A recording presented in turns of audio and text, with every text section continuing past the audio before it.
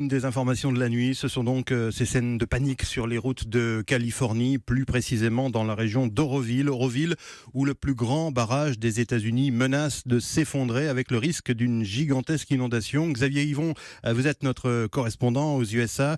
Xavier, les autorités ont lancé un appel à la population pour lui demander d'évacuer la région en urgence et ça concerne plus de 150 000 personnes. Hein. Oui, il y a environ 4 heures, ces habitants de la région sur 50 km au sud du lac d'Oroville ont reçu ce message d'évacuation immédiate. Ce n'est pas un exercice, a martelé 3 fois le shérif local. D'énormes embouteillages se sont tout de suite formés. Il a même fallu transformer une autoroute en voie à sens unique. Les images que je regarde en ce moment sur les télévisions montrent des files de voitures quasiment à l'arrêt. Les hôtels et les refuges improvisés se remplissent. La localité d'Oroville, qui est toute proche du barrage, est devenue une ville fantôme d'après les photos d'un reporter local.